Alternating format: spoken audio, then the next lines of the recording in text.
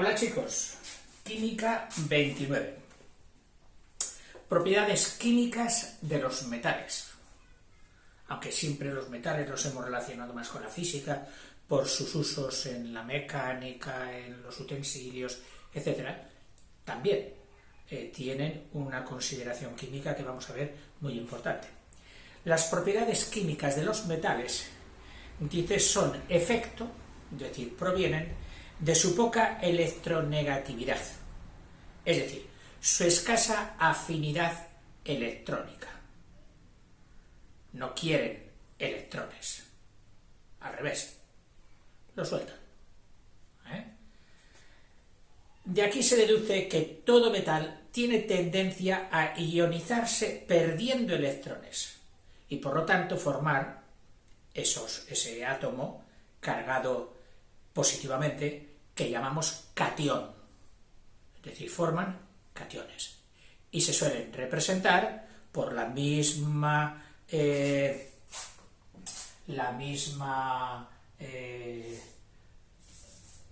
mismo símbolo, que se llama el silicio, y si ha perdido un electrón, pues al catión o ion positivo se le representa así.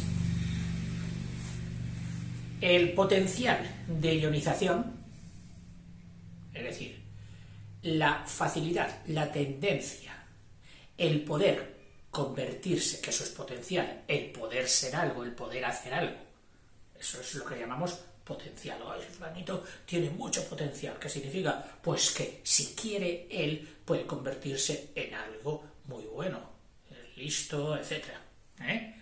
El potencial de ionización o energía que hay que comunicar a un metal para ionizarse, es decir, para pasar del SI normal atómico con todos sus electrones, para pasar al es decir, para perder un electrón, se le necesita dar una energía. Una energía. Dice, a eso llamamos potencial de ionización, o energía que hay que comunicar a un metal para ionizarle, para convertirle en un ion, es menor este potencial, un incremento de Q, de energía, de calor, normalmente, es tanto mayor cuanto, el potencial o energía que hay que comunicar a un metal para ionizar es tanto menor, o sea, se necesita muy poquito, cuanto mayor sea su actividad química. Es decir, este metal es muy activo. ¿Qué significa? Que con poquito calor que le des, con poquita energía que le des, ya se te convierte en un catión y ya reacciona. Es decir, a eso le decimos es muy activo químicamente. Uno de los más activos químicamente, yendo por la izquierda, que vamos, bueno, seguimos. Ahora veremos a ver. Porque se va a coger esta propiedad de los metales, el poder ionizarse, y compararlas unas con otras. Se les va midiendo a todos, comparándoles con el hidrógeno, y entonces se van ordenando, y sale una tabla muy interesante, que será la tabla de tensiones. Por tanto, los metales actúan químicamente como reductores, te lo vuelven a repetir, que dan electrones. Los reductores son los generosos, los cariñosos, toma electrones, esos son los reductores, por su tendencia a perder electrones, a darlos. El carácter reductor, es decir, el darlos más fácilmente todavía, aumenta con esa tendencia y en consecuencia es muy elevado en los metales alcalinos, los de la izquierda extrema, y los alcalinotérreos, los siguientes, elementos situados a la izquierda del sistema periódico. Serie de tensiones, una pregunta que tiene un valor muy importante. Vamos a ponerlo, serie de tensiones.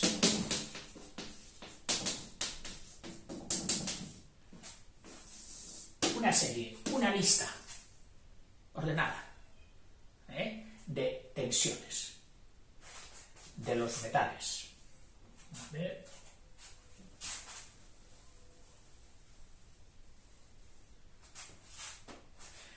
Aquí supongo yo que no está completa del todo, pero te mete los metales más normales en las reacciones químicas y en los estudios de química.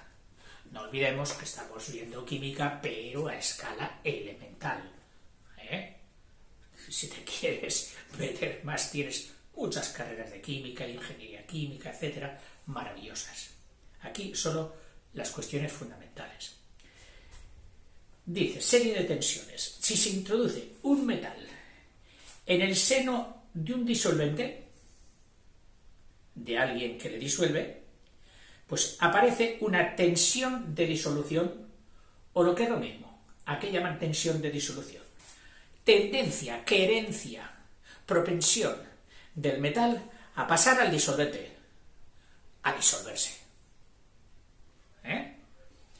Que se mantiene esta propensión, este irse disolviendo, se mantiene ¿hasta cuándo?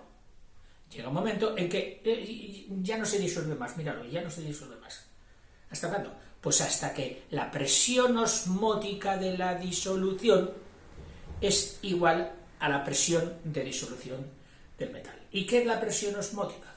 La presión osmótica de una disolución es la tendencia de los iones diluidos en esa disolución a pasar al otro lado, es decir, revertir el proceso. Hacerse la disolución era pasar del soluto, del cuerpo que habías metido tú, en este caso del metal, al disolvente y mezclarse con él, formando la disolución. Bueno, pues cuando ya llega un grado, una concentración de soluto en toda la disolución, esta disolución ya revierte y se queda ya estable, ya no se disuelve más. Entonces, esa presión que se revierte, esa presión, esa tendencia que se revierte, es lo que llamamos presión osmótica.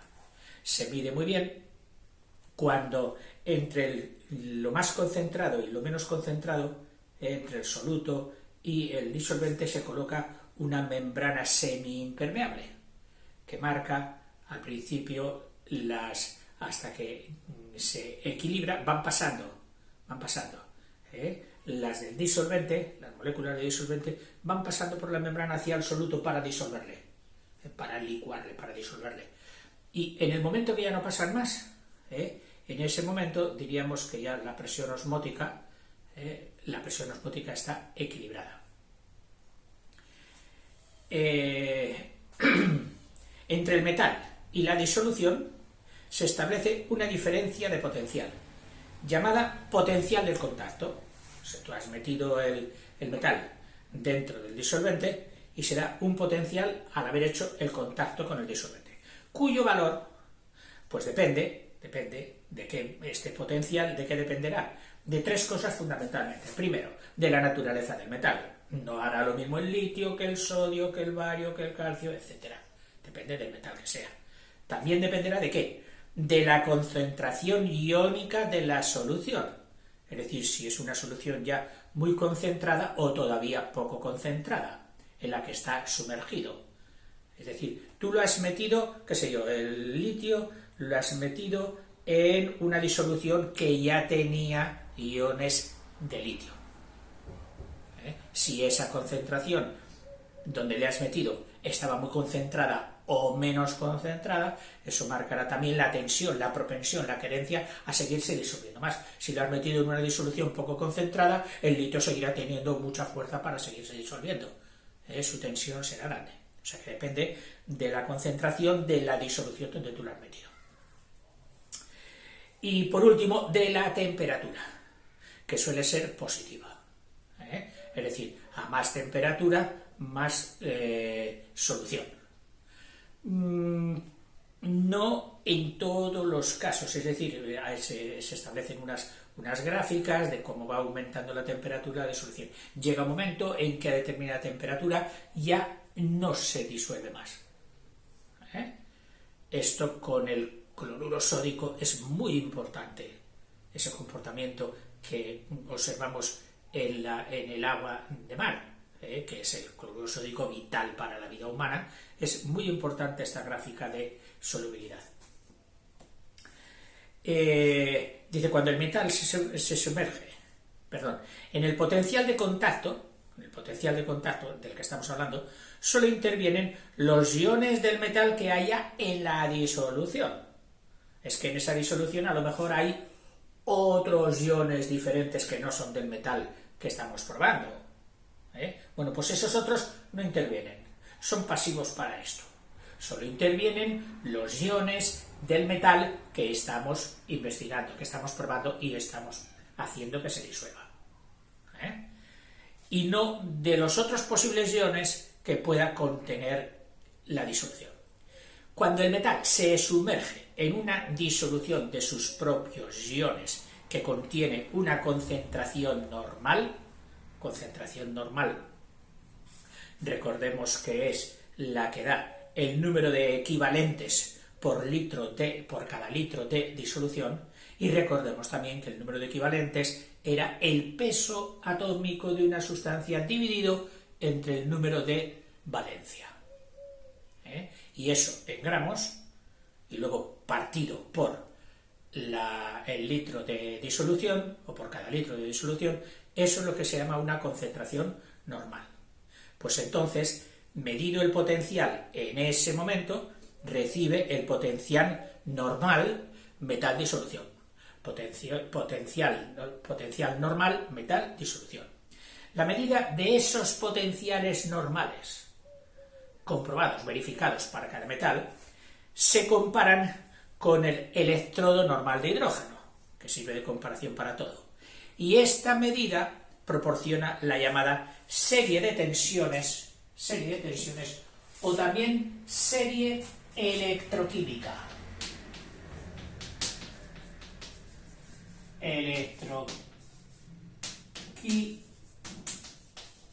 O serie electroquímica. El orden de actividad química. O sea, al ser más activo, mayor tensión de disolución, estará delante de los primeros en la serie electroquímica. El orden que se obtiene al disponer los metales por orden decreciente de sus potenciales normales, es decir, de más potencial a menos potencial, ordenados así, de mayor a menor. Y te los voy a poner todos porque te puede servir, y nos va a servir también para lo que sigamos explicando, para hacer las comparaciones. El primero sería el litio. ¿Te suena esto algo, o podemos ligarlo a que el litio es uno de los principales componentes empleados en las pilas? Donde en las pilas sabemos que todo es cuestión de disoluciones, cuestión de soluciones. Por eso el litio, y además fíjate dónde está, en el extremo izquierdo de la tabla periódica y arriba del todo. La electronegatividad. El litio, el sodio, su hermanito, el potasio, el sodio, el potasio, el sodio, el natrium, el Mg, el magnesio, el aluminio. Uy, estoy dándoles... Voy a rectificar porque estoy haciéndolo demasiado grandes los símbolos y me gustaría que estuviera todo en una fila, no en dos, para poder ver las comparaciones. Así que empezaré aprovechando toda la pizarra. Meteremos aquí el litio, el primero, orgullosísimo. Me recuerda cuando en mis tiempos nombraban las notas, las calificaciones escolares, y se hacían ordenadamente por puestos según hubiera sacado puntos durante ese periodo. Notas semanales, notas trimestrales, Y entonces el primero, ¡oh, he sacado el primero, qué bien! El que tenga más puntos de la clase en este momento. El litio. El litio. Luego habíamos dicho su compañero el potasio, el sodio, el magnesio, el aluminio, Al, el zinc, Zn, el cromo, Cr, el hierro, Fe, el cobalto, famoso por su isótopo radiactivo, que se utiliza en medicina muchísimo, la bomba de cobalto, pero es un isótopo, es decir, no es el cobalto más normal, es un isótopo, es decir, otra presentación que hay en la naturaleza que es radiactiva, es decir, que viene cargada de una cantidad de electrones diferente y también de neutrones, y eso significa de neutrones más bien, y eso significa que despida radioactividad, que se aprovecha para quemar organismos malos o células malas. El níquel, utilizado, vamos, desde las monedas hasta casi todo niquelado. Esta cuna está niquelada, oh, qué brillo tiene, qué brillante, más bonito. Muy utilizado en numismática para las monedas. El estaño, utilizado en las soldaduras, en las aleaciones, importantísimo. El plomo. Uy, compañeros, a veces se los coge juntos en una aleación de plomo estaño. Estudiaremos ahora las aleaciones. El clic. Bien, ¿quién? El hidrógeno. Como ya es molécula biatómica, y ya se le pone el 2. Oiga, ¿está bien? ¿Es un metal? Como tiene una facilidad de perder su electrón, igual que todos estos, pues se le mete perfectamente dentro de la lista de los metales. Pero decir que el hidrógeno es un metal es más relativo. ¿Que se comporta como ellos en esa afinidad de perder electrones? Sí. ¿Y que sirve para comparar tanto a los que le preceden como a los que le siguen? También. El cobre. Cu, cuprum. El argentum, la plata.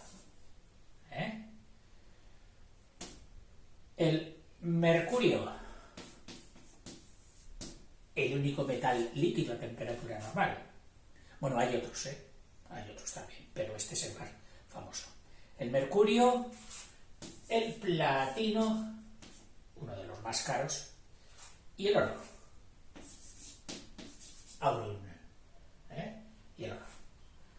Esta sería la serie de tensiones. De la serie de tensiones, también llamada tabla de actividad, también es llamada tabla de actividad, lo pongo aquí, tabla de actividad, porque están ordenados por actividad. Ese es activísimo, no para quieto, reacciona con todo, habla con todo el mundo, es muy activo. Mayor actividad, tabla de actividad.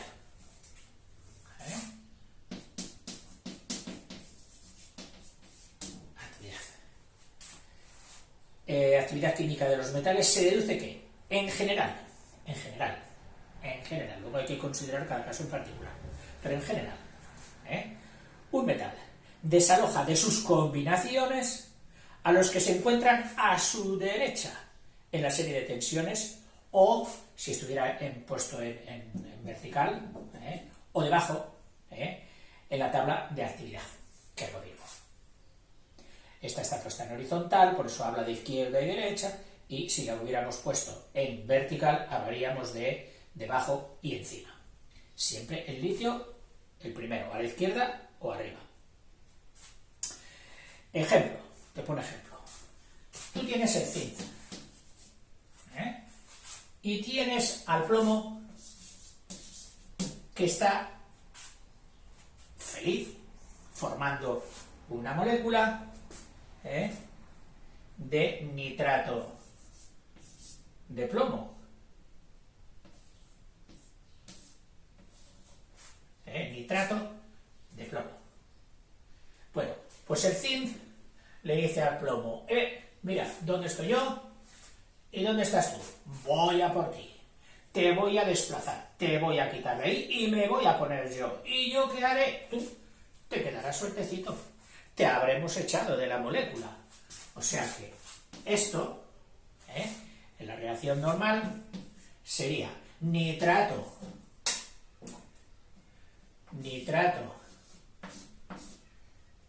de zinc más el plomo. Ahora, ya se puede arreglar la vida, ya está desplazado. ¿Por qué? Porque yo tengo una tensión de electronegatividad. O estoy en la tabla de actividad antes que tú. Otro ejemplo. El hierro, que está solito aquí, divisa, así como con un anteojo, al cobre, al Cu, que está formando un sulfato. El sulfato de cobre. El que se utiliza es una piedrecita azul, bueno, piedrecita o una más pequeña, se vende en escamas normalmente, y se utiliza para disolverlo y hacer los caldos, el famoso caldo bordolés, para rociar las viñas, porque es insecticida.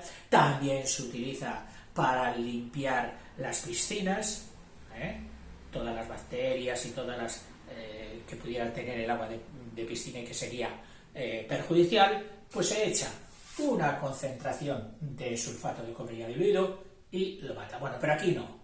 Aquí es que el pobre cobre ha sido visto por el águila del hierro. Y como el hierro está aquí, y mira dónde está el cobre, le dice el hierro, ya te estás quitando de ahí, lo desplaza mediante la fórmula siguiente, en que el sulfato, el grupo sulfático, que proviene del ácido sulfúrico, claro, se coge al hierro, así, tal cual, el hierro con valencia 2, más el cobre que queda liberado. Esto, el día que yo lo oí con mis 14 o 15 años, dije, date, pues si yo tengo hierro y tengo piedra lipe, tengo sulfato de cobre, cogí un tintero vacío, un frasquito de aquellos, diluí sulfato de cobre y luego metí un alfiler. Claro. Y yo dije, el alfiler es de hierro. Sí, pero no es tan sencillo. No es tan sencillo. Resulta que ese alfiler estaría cromado, y el cromo también anda por aquí, y el sulfato de hierro posiblemente tuviera otras impurezas, con otro, quedaría en la disolución otros iones, y al cabo de unos días sí yo veía que allí dentro del frasquito iba pasando algo, pero pasó una cosa muy rara.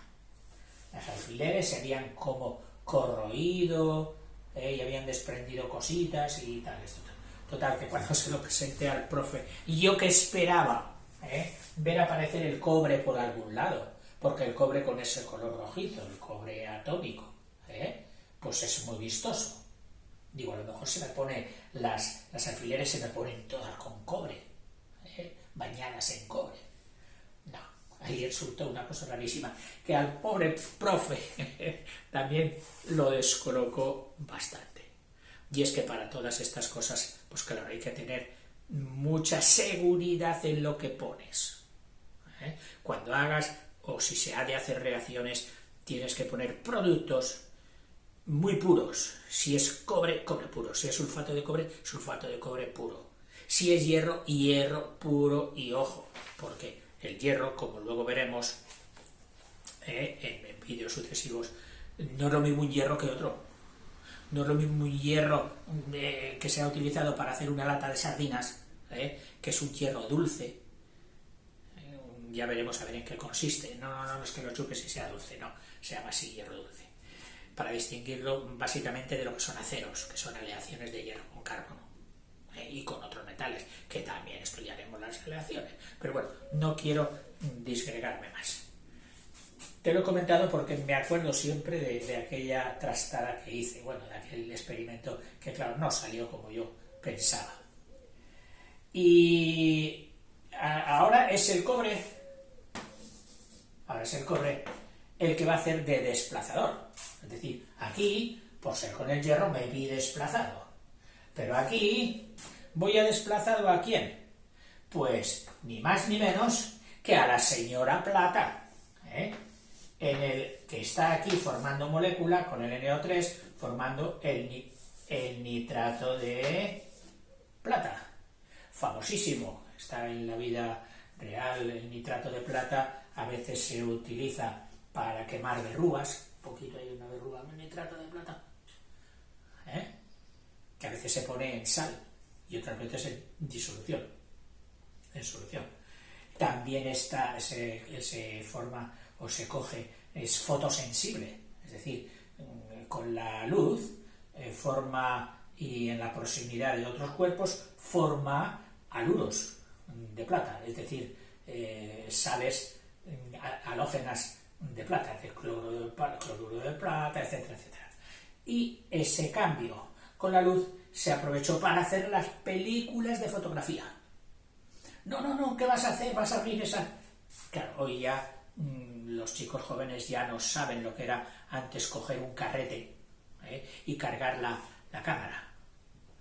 Tenías que hacerlo básicamente en la oscuridad, porque aquel carrete tenía una película, es decir, un baño, era el celuloide, que es la película transparente, y que se le había puesto con una solución que quedaba adherida de nitrato de plata.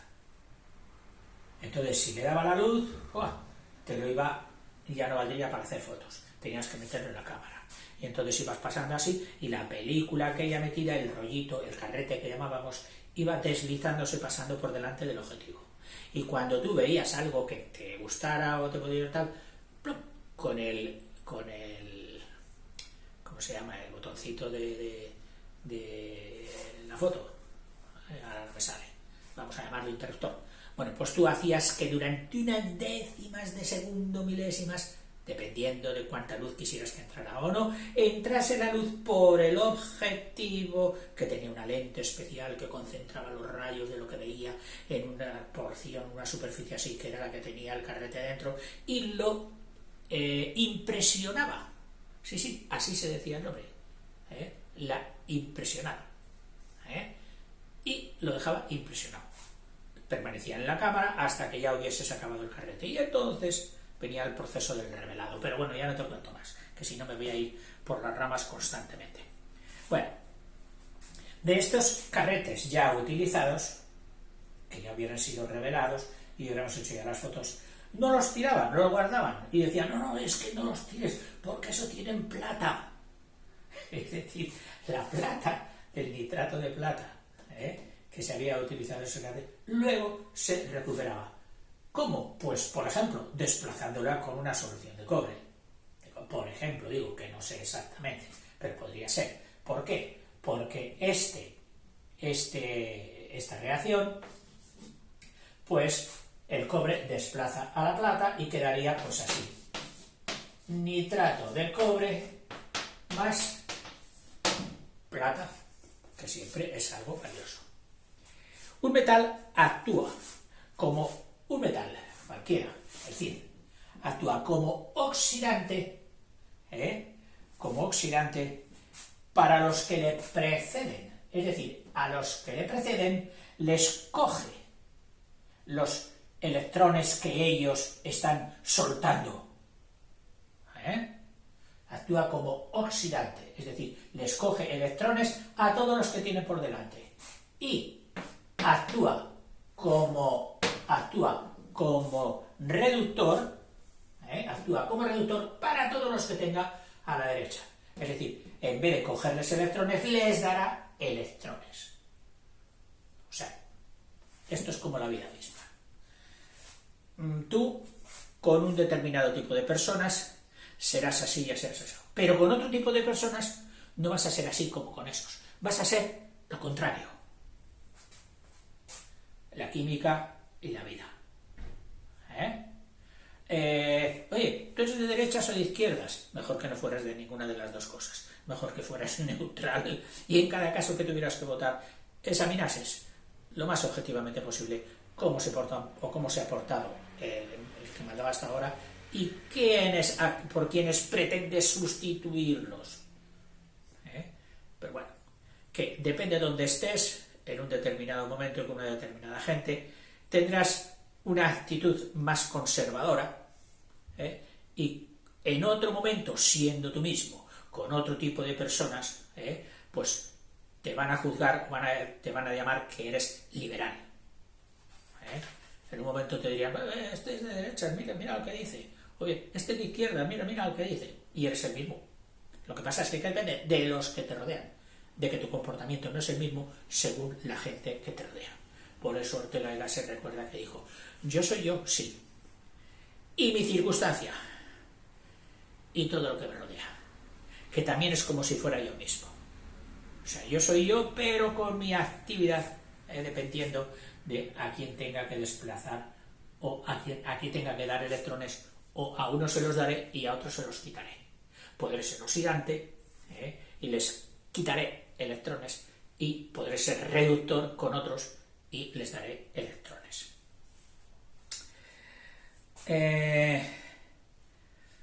Vamos a leer, ahora viene pues la acción de los ácidos sobre los metales, acción del agua sobre los metales, acción del oxígeno sobre los metales. De estos tres cuerpos. ¿Qué hace un ácido? ¿Cómo se suele comportar un ácido con un metal? ¿Cómo se suele comportar el agua con los metales? ¿Qué hace si los mojas? ¿Qué puede pasar en agua? Y otra del oxígeno incluso del molecular que está en el ambiente. ¿Qué hace a los metales? Pues ya sabes, los oxida. Oye, pues ponle una capa al metal para que el oxígeno del aire no lo toque. A eso llamamos pintar. En fin, yo creo que esta triple relación de los metales con los ácidos, con el agua y con el oxígeno merece la pena que descansemos un ratillo y nos vayamos al vídeo siguiente. Hasta luego, chicos.